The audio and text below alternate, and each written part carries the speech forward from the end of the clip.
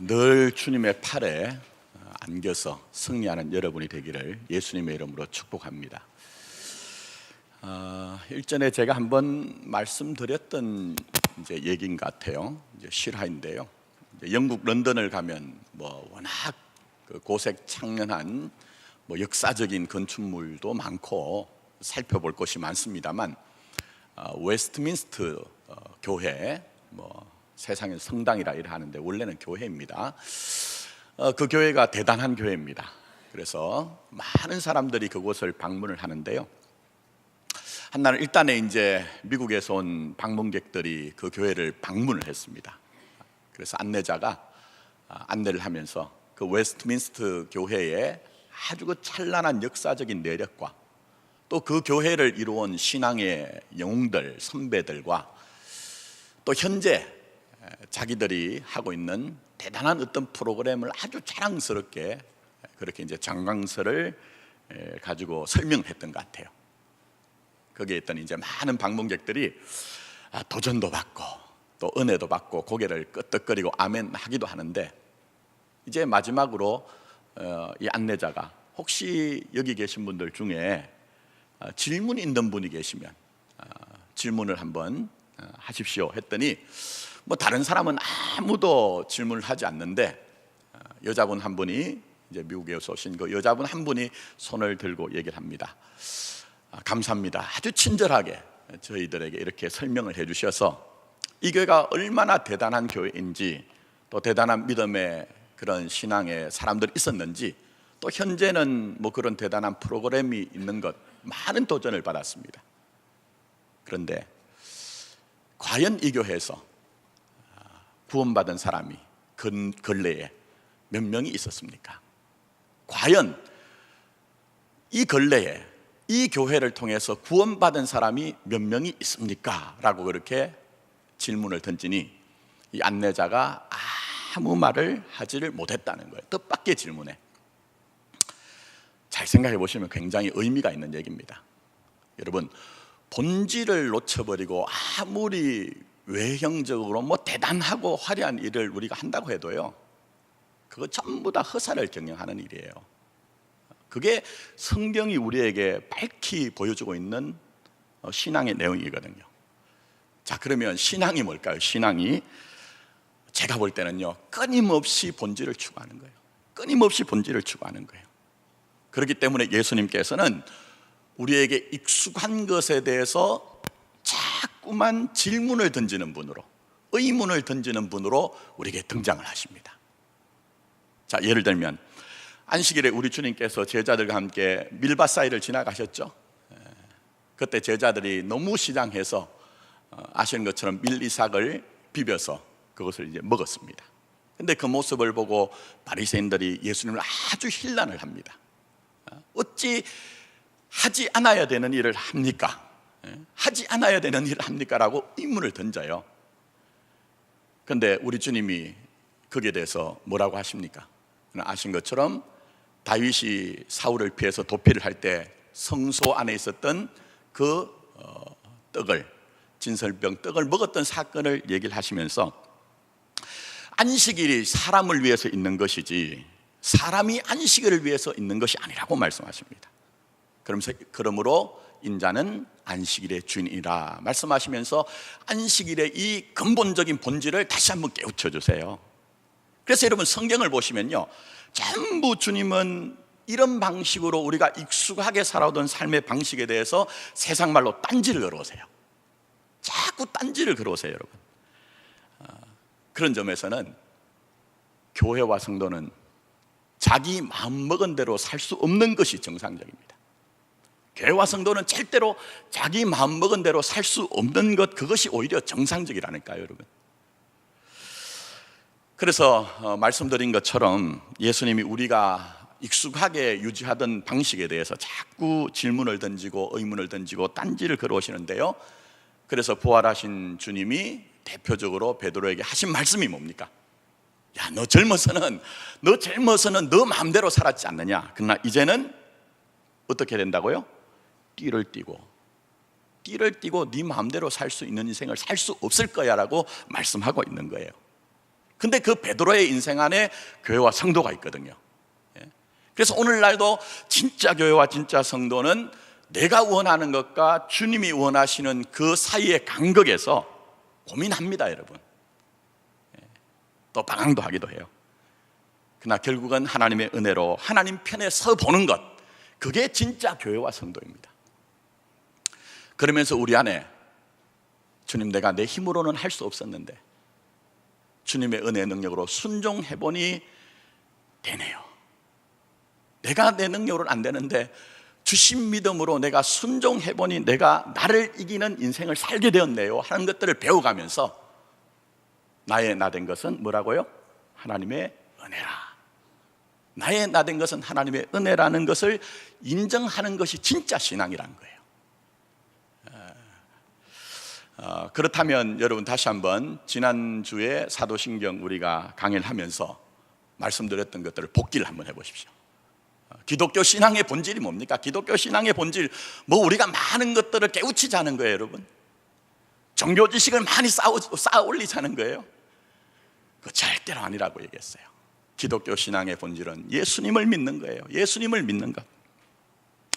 그래서 제가 지난주에 말씀드린 것은 우리의 두 번째 신앙의 고백, 나는 그의 유일하신 아들 우리 주 예수 그리스도를 믿습니다라는 이 신앙의 고백이 가장 중요하다, 가장 본질이다, 핵심이다, 중심이다. 다른 모든 신앙에 관한 조건과 요소들을 다 여러분이 인정하고 받아들여도 이 믿음을 가지지 않으면 전부 다 우리에게 바른 믿음이 아니라고 그렇게 말씀했어요. 그래서 반드시 영적으로 주님을 만나야 되고, 반드시 여러분은 예수님을 영접해야 되고, 반드시 믿음으로 주님을 따라야 된다고 제가 분명히 말씀을 드렸습니다. 그럼 오늘 이 예배를 드릴 때도 저는 여러분들이 빈자리를 채워주는 벤치워머로 머물지 않길 원해요. 아니, 세상에 교회 다니지 않는 사람도 수많이 있는데 이렇게 교회 나와서 제가 한 자리를 차지하고 있는 것만 해도 대단한 것 아닙니까? 라고 자위하는 것으로 여러분의 인생을 허비하지 않길 원해요. 모든 분들이 예수님을 만나고, 모든 분들이 예수님을 나의 주, 나의 하나님이라고 영접을 하고 그 주님을 믿음으로 따라가는 그런 삶이 되어서 하나님의 나라는 먹고 마시는 것이 아니라 뭐라고 말씀하셨죠? 의와 평강과 희락이다. 의와 평강과 희락이라 하신 그 하나님의 나라를 현실로, 실존으로 만나고 그 안에 그 하나님의 나라를 누리는 여러분이 되기를 예수님의 이름으로 축복합니다. 자, 지난주까지는 그렇게 정리를 했습니다. 그럼 오늘 이제 우리가 생각할 것은, 우리가 예수님을 영적으로 만나고 예수님을 우리가 영접을 하고 예수님을 따른다고 할 때, 좀 쉽게 말씀드리면 예수님을 믿는다고 할 때 그게 우리의 삶에 어떤 의미가 있느냐 하는 거예요. 어떤 의미가 성경적으로 있느냐. 먼저 우리 주님은 말씀하십니다. 예수님을 믿는다는 것은 너희 인생의 주인으로 나를 인정하라고 말씀하세요. 너희 인생의 나를 주인으로 인정하라. 그러니까 우리 인생의 주인으로 주님을 인정할 때 그게 진짜 신앙이란 거예요, 여러분. 자, 우리가 두 번째 고백을 다시 한번 찬찬히 생각해 보십시오. 나는 그의 유일하신 아들 우리 주 예수 그리스도를 어떻게 해요? 믿습니다 하잖아요. 근데 그 단순 명료한 그 문장 속에서 하나님의 유일하신 모노게네스, 그 하나님의 아들에 대한 호칭이 먼저 등장하는 것이 있습니다. 자, 그것이 과연 무엇일까요? 제일 먼저 등장하는 게, 그게 보시면 주라는 단어입니다. 주. 근데 이 주라는 단어는 복잡한 게 아닙니다, 여러분. 퀴리오스, 주인이라는 얘기예요. 그러니까 주님을 믿는다는 것은 내가 주인 되지 않고 내 인생의 주인은 주님입니다 하는 그 확고한 믿음이 확립이 되어야 우리의 신앙이 바른 신앙이라는 것을 우리에게 말씀하고 있는 것입니다. 우리 인생의 주인을 주님으로 우리가 모시면서 그 전까지는 나 혼자 생각했어요. 나 혼자 계획했어요. 나 혼자 판단하고 나 혼자 결행하는 인생을 살았습니다. 그러나 인생의 주인이신 주님을 만남으로 말미암아 주님과 교제하면서 주님에게 묻기도 하고 또 주님께 간구하기도 하면서 인생의 동반자, 그 주님을 내 인생의 주인으로 인정하며 살아가는 것이 바로 우리의 믿음의 내용이란 것입니다. 그러나 여러분 한번 잘 생각해 보십시오. 이게 쉽더냐 하는 거예요. 이게 수월하더냐 하는 거예요, 여러분. 목사인 저는 평생 동안 지금까지 교회라는 구조 속에서 신앙생활을 했습니다만 이게 참 쉽지가 않습니다. 왜냐하면 우리의 몸으로 사는 세상의 현실은요, 너 자신이 주인이 되라, 너 자신이 주인이 될 때만 행복하다, 그것이 성공이라는 것을 가치관으로, 철학으로 계속 우리에게 얘기를 하고 있어요. 그래서 언젠가 제가 말씀드렸죠. 과거 민혜경이란 가수가 공전의 히트를 친 노래가 있습니다. 그게 뭐죠? 내 인생은 나의 것이래요. 내 인생은 나의 것이래요. 왜 그럴까요, 여러분? 그게 사람들의 생각과 가치관과 너무 부합하기 때문이에요. 너무 부합하기 때문에 세상의 모든 가치관들이 그것을 기반으로 해서 기동이 되고 있기 때문에 사람들에게 사랑을 받은 거예요. 근데 성경은 단호하게 거절합니다. 너 인생에 진짜 주인이 있다는 거예요. 너 인생에 진짜 주인이 있다. 세상은 전부 그런 철학을 바탕으로, 가치관을 바탕으로 그렇게 치달아 내려가지만 내 인생에 주인이 있다는 것을 분명히 인지를 해야 된다는 거예요. 한두 번 말씀하신 게 아닙니다. 계속 반복하며 얘기합니다. 세상이 전부 그쪽으로 우리에게 모든 것들을 얘기를 하는데 때로는 우리가 불편할 수도 있기 때문에 좀 양보라도 하시면 좋겠는데요, 주님은 절대 양보를 하지 않아요. 희미하게 말씀하시는 것이 아니라 확고하게 분명하게 말씀하세요. 그래서 저희가 성경을 일일이 펼쳐서 설명드리지 않겠습니다만 우리가 첫 번째 살펴본 신앙 한번 보십시오. 창조주 하나님을 아버지로 믿는 신앙, 제가 굉장히 많은 의미가 있다고, 함의되어 있다고 말씀드렸어요. 다 설명드리지 못했어요. 근데 창조주 하나님을 아버지로 모신 신앙의 궁극적인 내용이 뭡니까? 그것은 이것입니다. 만물의 주인이 있다는 거예요. 너의 인생의 주인이 있다는 거예요. 그분이 바로 창조주 아버지 하나님이라는 거예요. 근데 이런 것들은 창세기에만 드러나는 것이 아니고요, 요한계시록까지 성경의 전부에서 너에게 주인이 있다는 것을 우리에게 반복하고 재현하면서 우리에게 강하게 말씀하세요. 자, 성경의 제일 마지막 책 결론 부분이 어디죠? 요한계시록 아닙니까? 근데 그 요한계시록에 대해서 요즘 너무너무 이상한 사람들이 많아요. 주님이 오시는 시간이 어떻다, 베리칩을 통해서 666이 어떻다, 이거 전부 다 미혹하고 왜곡된 신앙이거든요. 진짜 요한계시록의 주제는요, 하나님의 어린 양이신 예수 그리스도가 최종적인 승리를 한다. 어떤 일이 있어도 승리한다. 그리고 그 어린 양이신 예수로 말미암아 하나님의 나라가 우리에게 임한다는 게, 그게 주제예요, 여러분. 근데 여러분, 요한이 그려내고 있는 하나님의 나라의 모습이 뭐죠? 여러분 한번 생각해 보세요. 하나님의 어린 양이신 그 예수 그리스도의 보좌 앞에 온 나라와 백성과 민족들이 그 어린 양이신 예수께 경배와 찬양을 올려드리는 거예요. 그게 무슨 얘기입니까? 하나죠. 주님이 주인이라는 거예요. 주님이 주인이시기 때문에 온 나라와 민족과 열방들이 다른 것들에 경배하고 찬양하고 예배하는 것이 아니라 그 인생의 주이신, 만물의 주인이신 주님 앞에 무릎 꿇고 그 주님 앞에 영광을 돌린다는 거예요. 성경은 그거 하나 얘기하는 거예요. 사랑하는 성도 여러분, 그렇기 때문에 제대로 믿으면 세상의 가치관과 충돌할 수밖에 없습니다.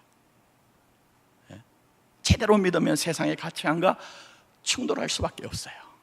왜냐하면 성경이 지속적으로 네 인생의 주인은 누구라고요? 나라는 것을 인정하라고 말씀하시기 때문에 강하게 말씀하세요. 왜냐하면 그렇게 인정할 때만 그것이 하나님의 나라로, 생명으로, 구원으로 사는 것이기 때문에 양보가 없는 것입니다. 자, 오늘 본문 말씀 한번 보세요. 8절 하반절. 그냥 읽지 마시고 여러분이 진지하게 한번 읽어보십시오. 제일 마지막에 한번 보시면 우리가 사나 죽거나 누구의 것이라고 하죠? 주의 것이래요. 예? 우리가 살아있는 동안만이 아니라 죽어서도 주의 것이래요. 그러니 인간적으로 보면 얼마나 철저합니까? 제가 좀 다르게 말씀드리면 정말 지독한 거예요. 지독한 거. 살아있을 때만이 아니고 죽어서도 주의 것이래요. 여러분, 이 땅에 있는 것들은 전부 다 여러분 다 한계가 있습니다. 예를 들면 내가 어떤 회사에 소속이 되어서 일을 한다고 할 때 아침에 출근하고 저녁에 퇴근할 때까지 그 회사 소속이에요. 퇴근하면 나는 그 회사 소속이 아닌 거예요. 그거 강요하면 요즘 문제가 생깁니다. 문제가 생겨요. 또 내가 회사로부터 봉급을 받고 임금을 받는 동안에 내가 그 회사 소속이지, 내가 임금을 받고 봉급을 받는 생활이 끝나면 그 회사로부터 자유로워지는 거예요. 이 세상에 있는 것들 중에 안 그런 것이 어디 있습니까, 여러분? 근데 주님은 너 살든지 죽든지 너 나의 것이야. 너 살아있을 때뿐만 아니라 죽어서도 나의 것이라고 말씀하고 있습니다. 왜 그렇습니까? 신앙은 전인격, 전생에 영생과 생명이 거기에 있기 때문에 주님이 양보를 하지 않는 거예요. 포기를 하지 않는 거예요. 더구나 오늘 말씀을 잘 보시면 우리 주님이 우리 인생의 주인이 되기 위해서 주님이 하신 일이 있습니다. 간단한 일이 아닙니다. 자, 9절 말씀 보십시오. 이를 위하여 그리스도께서 죽었다가 다시 살아나셨으니 곧 죽은 자와 산 자의 뭐가 되려 하심이라? 주가 되려 하십니다. 예수님이 십자가에 죽으시고 예수님이 부활하신 이유도 다른 것이 아니라는 거예요. 여러분 인생의 주인이 되기 위해서 우리 주님이 십자가에 처절하게 한 마리의 그런 꺾여진 작은 양처럼 흙투성이, 피투성이, 재텅이, 수성이가 되어서 절규 속에서 죽였을 뿐만 아니라 그 죽음의 근세를 깨뜨리시고 부활하신 이유도 너희 인생에 내가 주인이라는 거, 그거 인정하기 위해서 그렇게 주님이 하셨다는 거예요. 그러니 얼마나 여러분 우리 인생의 주인이신 주님을 우리가 인정하는 것이 소중하냐 하는 거예요. 그렇기 때문에 여러분, 우리 인생의 주인이신 주님을 인정하는 것, 이것을 제외하거나 비켜가서는 절대 여러분 진짜 신앙이 아닙니다. 여러분, 진짜 신앙이 아니에요. 신앙의 핵심에 닿을 수가 없어요. 여러분, 그런 일은 있을 수가 없습니다.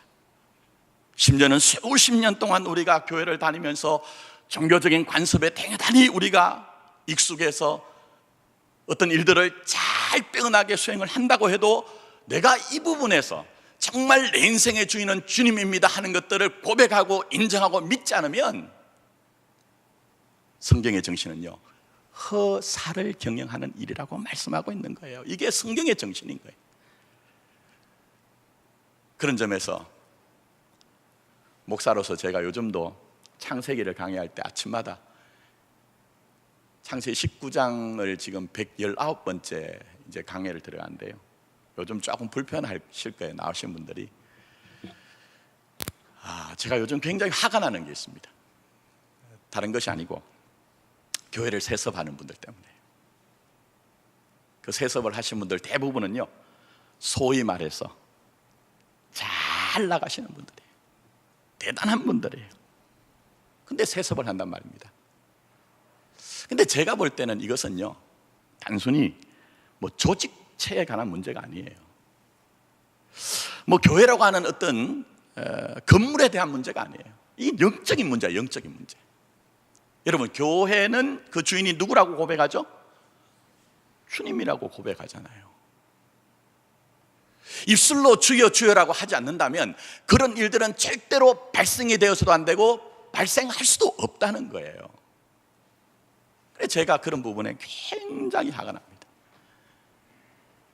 제가 여러분들에게 부탁드린 거 하나는, 여기서 있는 목사가 제발 좀 똑바른 가치관 가지고 목회를 할 수 있도록 끊임없이 기도를 해주셔야 되고, 우리 교회가 우리 교회만을 위해서 기도하는 것이 아니고 조국 교회를 위해서 기도해야 되는 이유가 거기에 있는 거예요. 자, 그러나 잘 보십시오. 우리가 이렇게 일단에 성경의 정신을 위배하고 떠난 일탈하고 있는 목회자들 힐난하고 손가락질하는 것으로 만족하는 것으로 끝나느냐 하는 거예요, 여러분. 그 정도만 하면 우리가 뭔가 우리 신앙은 대단히 급수가 높은 수준이 높은 신앙이어서로 우리가 자유를 할 수 있느냐 하는 거예요. 성경은 아니라고 얘기합니다. 우리 주님이 우리에게 의문을 질문을 던지는 것은 그렇게 손가락질하는 힐난하는 너는 너의 인생에 나를 주인으로 인정하고 있느냐? 너의 소유나 또 더 나가서 너희들이 그렇게 집착하고 있는 너희들의 자녀들이나 너희가 정말 소중히 여기는 것까지도 그 부분에 대해서 그 영역에까지 주인으로 나를 인정하고 있느냐 하는 거예요. 내가 추구하는 삶의 목적들, 성공이다, 행복하다, 뭐 이런 것들 뿐만 아니라 때로는 실패하기도 하고 또 때로는 우리가 아프기도 하고 깨어진 꿈조차도 그 모든 인생의 종합적인 것들을 전부 다 주님이 내 인생의 주님입니다 하는 그런 믿음의 고백이 있느냐 하는 거예요. 만약 우리가 말씀드린 것처럼 일단에 일탈하고 있는 사람들에 대해서 손가락질하고 힐난을 하고 있지만 여전히 우리 교회나 우리 자신이 내 인생은 나의 것, 내 인생은 나의 것이라는 그 세상의 허탄한 신화와 철학을 쫓아가고 있다면요, 지금 내가 가지고 있는 것들에 대해서 이건 내가 내 인생의 주님입니다 고백하고 우리가 고집하고 아집하고 있다면 여전히 우리가 부족한 믿음을 가지고 있다는 거예요. 주님과의 교제가 없고 인생의 주인이신 주님의 뜻을 묻지 않고 주님의 뜻을 이루고자 하는 어떤 믿음도 없다고 하면 뭔가 우리가 새로워져야 된다는 거예요. 그러므로 사랑하는 성도 여러분, 쉽지는 않지만 여러분의 인생에, 우리의 인생의 주인이 주님인 것을 인정할 수 있기를 원합니다. 주님이 내 인생의 주인입니다 하고 고백이 있기를 원합니다. 비록 우리가 몸으로 살아가는 세상엔 여러분에게 끊임없이 네 인생의 주인은 너 자신이 되어야 행복해, 그것이 성공이야 라고 얘기하지만 그러나 우리가 열매 맺지 못하는 가지는 잘라내라고 말씀하신 것처럼 세상의 허탄한 신화와 철학을 가지고는 절대로 생명으로 살 수 없기 때문에 그것을 잘라내고서라도 교회의 주인은 주님이십니다, 내 인생의 주인은 주님이십니다 라는 믿음으로 우리의 생각과 마음을 새롭게 하여서 주님의 뜻 안에서 살아갈 수 있는 저와 여러분 되기를 예수님의 이름으로 축복합니다. 더 나아가 우리가 두 번째로 생각할 것은 과연 그렇다면 우리가 우리 인생의 주인이 주님입니다 하는 것을 인정한다면 그것이 어떻게 삶의 내용으로 나타날까요? 어떻게 그것이 우리의 삶의 모습으로 표출이 될까 하는 것입니다. 예수님은 우리에게 너희가 나를 인생의 주인으로 인정하면 너희는 나를 위하여 살 것이라고 말씀하고 있습니다. 즉 다른 것이 아니라 주님을 위한 헌신이 일어나기 시작한다는 거예요. 자, 8절 말씀 다시 보십시오. 자, 8절, 7절과 8절입니다. 우리 중에 누구든지 자기를 위하여 사는 자가 없고 자기를 위하여 죽는 자도 없도다. 우리가 살아도 주를 위하여 살고 죽어도 누구를 위하여요? 주를 위하여 죽나니 그러므로 사나 죽으나 우리가 주의 것이라 얘기했어요. 말씀을 잘 보시면요, 먼저 자기를 위한 삶을 얘기합니다. 그걸 먼저 언급하세요, 우리 주님이. 자, 그렇다면 자기를 위한 삶이 무엇일까요? 성경엔 굉장히 다양하게 나타납니다. 근데 이걸 한마디로 얘기하면 자기가 목적이 되는 삶이에요. 자기를 위한 삶이 뭐라고요? 자기가 목적이 되는 삶이에요. 이것을 성경적으로는 자기 욕심대로 사는 것, 이렇게 정의를 하고 있습니다. 근데 문제는 뭐냐면 솔직하게 진실하게 저를 봐도요, 아담 이래로 저를 포함한 모든 사람들은 자기가 목적이 되어 삽니다. 자기의 유익을 추구하게 되어 있어요. 자기를 위해 사는 것이 누가 가르쳐주지 않아도 태어나는 순간부터 그것이 너무 자연스러운 일이에요. 이건 너무 자연스러운 일이에요. 심지어 대단한 대의 명분을 내세워도요, 그걸 잘 꿰뚫고 보면요, 그 안에는 자기가 목적이 되는 경우가 굉장히 많습니다. 굉장히 많아요. 요즘은 없는데요, 70년대, 80년대 그때 왕진 다니는 의사분들이 계셨습니다. 큰 대도시 말고 조그만 그런 소도시에는요, 어떤 시골에 말입니다, 어떤 의원이 막 헐레벌 때 막 헐레벌떡 뛰어가는 거예요. 왕진 가방이란 게 옛날에 있었습니다. 그걸 들고. 그러니까 이제 그 길을 막 뛰어가니까 길에서 친구가 마주쳤어요. 막 뛰어가니까 막 급한 일이, 무슨 일이 생긴 줄 알고, 자네 어디 가는가? 그렇게 물었어요. 지금 환자가 생겨서 내가 급하게 가네 하니까 이 친구가 같이 뛰어가면서 중환인 줄 알고, 아니 그 환자가 굉장히 중한 상태인가 중태인가 그렇게 물었어요.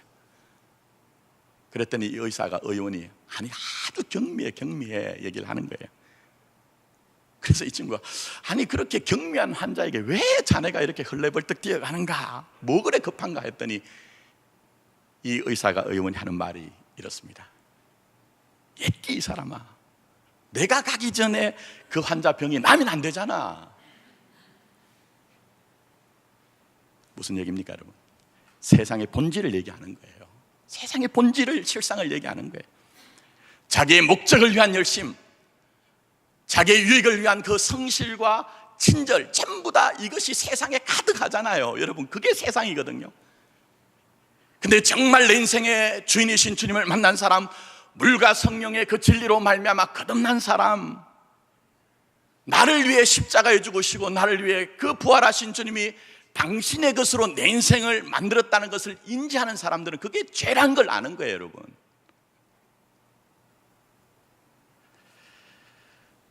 그리고 나서 우리의 믿음의 삶의 내용은 사나 죽으나 주님을 위해 산다는 것이 얼마나 아름답고 얼마나 고귀하고 얼마나 영광스럽고 얼마나 가치가 있는지 그것을 알기 때문에 헛된 것들에 우리의 인생의 시간과 우리의 달란트와 우리의 자원을 허비하지 않고자 하는 탄식이 일어나는 거예요. 주님, 내 인생을 좀 써주십시오 하는 그런 간구가 일어나는 거예요. 그게 진짜 교회와 성도인 거예요, 여러분. 그런 점에서 제 인생이 안타깝고 우리 교회와 조국교회가 너무 애석한 거예요, 여러분. 애석한 거예요. 지난주에는 제가 설교를 하면서 3부에는 울었습니다. 저는 저희 아내가 그래요. 당신은 가족을 위해서, 자식을 위해서 한 번도 울어본 일이 없는데 내가 10수년을 살아보니 당신이 딱 하나 우는 게 있는데 그게 바로 교회 일이 있을 때, 예수님 얘기할 때는 왜 그렇게 우냐는 거예요. 인생의 주인이신 주님을 만난 사람들이, 저를 포함해서 수많은 사람들이 왜 허사를 경영하느냐 하는 거예요. 우리가 사나 죽으나 주를 위하여 산다고 하는 고백이 분명하다고 하면 삶의 내용이 분명히 바뀌어야 되는데 왜 그런 삶을 살지 못하느냐는 거예요.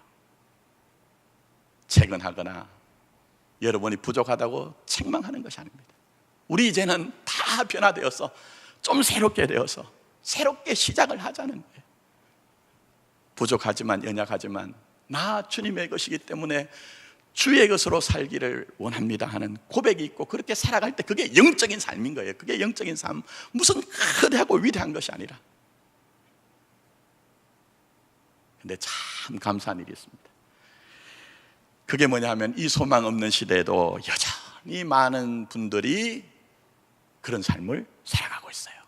그런 삶을 살아가고 있어요, 여러분.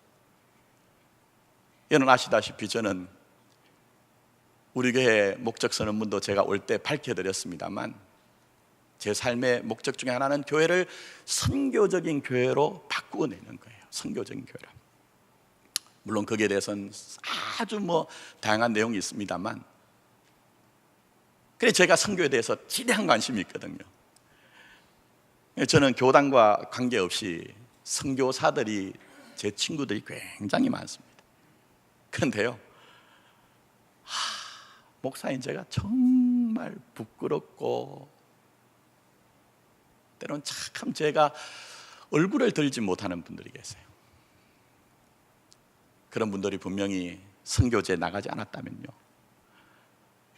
인정도 받고 세상적으로는 성공한 사람이라고 찬사도 받을 것인데 그거 전부 다 내려놓고 정말 복음이 필요한 현장에 나간 분들이 제주에 너무 많아요. 제 마음의 소원은 그런 분들을 좀 믿음을 가지고 우리 교회가 최선을 다해서 좀 도왔으면 좋겠다, 이런 마음이 있거든요. 근데 그런 분들이 선교제로 나갈 때 가족들이 반대합니다. 예? 자기의 친인척들이 반대요. 심지어는 믿음이 있다는 분들조차 너 정신 차려라, 왜 이 세상이 그렇지 않은데 왜 그렇게 나가려고 하느냐. 주변에 있는 사람들이 전부 다 그렇게 주저앉히려고 합니다. 그런데 나는 주의 것입니다. 나는 주의 것입니다는 분명한 믿음의 고백을 가지고 복음의 현장, 선교의 현장으로 달려나간 분들 보면요, 얼마나 제가 부끄러운지 몰라요. 오늘도 그런 분이 한 분 오셔서 청년부에 특강을 합니다만, 저는 우리 교회가 그렇게 됐으면 좋겠다는 겁니다. 근데 오해하지 말 것은 우리 주님이 여러분에게 전부 다 선교사가 되라는 얘기일까요? 아닙니다, 여러분. 그런 얘기는 절대 아니에요. 지금 여러분이 하고 있는 일들을 그대로 지속하십시오. 바꾸지 마시고 여러분들이 계속 지금 그 일을 열심히 하십시오. 그러나 제가 때로 만난 분들 중에서는요, 이런 분들이 계세요. 참 몰랐는데 깊이 교제를 하다 보니까 이런 고백을 하세요. 목사님, 제가 직장생활 열심히 합니다. 누구보다도 더 열심히 합니다. 그래서 회사에서 제가 직장에서 인정도 받고 진급도 하고 뭐 남들은 저를 보고 성공했다고 얘기하지만 제가 그렇게 열심히 사는 이유는 다른 것 아닙니다. 제가 제 자신의 성공과 행복을 위해 사는 것이 아니고, 사실은 제가 그렇게 됨으로 말미암아 거룩한 영향력을 좀 나타내고 하나님의 나라의 복음을 전하기 위해서 최선을 다해서 열심으로 제가 살아갑니다 하는 분들을 가끔 만나거든요.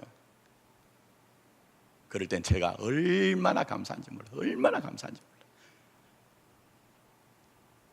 제 목회는 다른 것이 아닙니다. 목사와 선교사를 많이 만들어내자는 것이 아니고요, 앞으로 해산하는 수고를 통해서 여러분의 삶의 현장에서, 삶의 현장이 있잖아요. 뭐 정치든지 경제든지 법조계든지 예술과 미디어든지 뭐 의료계든지 뭐 교육이든지 그런 현장에서 분명한 믿음의 고백, 내 인생의 주인은 누구시라고요? 주님입니다. 이 고백을 가지고 나 주님의 것으로 살겠습니다는 그런 삶을 살아내는 사람을 만들자는 거예요. 기초적으로는요, 좋은 아빠, 좋은 엄마 만들자는 거예요. 한나가 마치 그 사무엘을 하나님 앞에 드렸던 것처럼 그런 사람을 기초적으로 만들자는 거예요. 그래서 제가 후반기에는 장 목사님하고 박조선 사님하고 의논을 해가지고 기도하는 어머니라는 기도 프로그램을 시작하려고 합니다. 왜 몸부림을 칠까요? 여러분, 우리 교회가 자꾸 막 분주해져 가죠. 왜 몸부림을 칠까요? 간단합니다. 우리는 우리 인생의 주인이 주님입니다. 주님의 것으로 주님께 헌신하겠습니다는 그 한 사람을 찾고 그 한 사람을 일으키기 위한 것입니다. 이제 말씀했습니다. 사도신경 묵상해 나가는데 교리에 관한 것이기 때문에 딱딱할 수 있어요. 그러나 여러분, 이런 기회에 여러분의 신앙의 틀을, 내용을 잘 잡으십시오. 그래서 우리의 남겨진 인생에 우리 인생의 주인은 주님이십니다는 믿음의 고백으로, 뭐 세상적인 관점에서 크다, 작다, 성공했다, 실패했다는 것이 아니고 우리에게 주신 그 분량 안에서, 우리에게 주신 그 분량 안에서 나 주님의 것으로 살겠습니다는 헌신이 일어나서 하늘의 뜻이 하늘에 이루어진 것처럼 그 뜻이 우리에게 이루어져서 우리가 하나님의 나라의 현존 가운데 살다가 언젠가는 산자와 죽은 자를 심판하실 주님 앞에 똑바로 서자는 거예요. 믿음으로 서자는 거예요. 아무쪼록 이런 교회와 이런 믿음의 사람이 되기를 예수님의 이름으로 축복합니다. 기도드리도록 하겠습니다. 오늘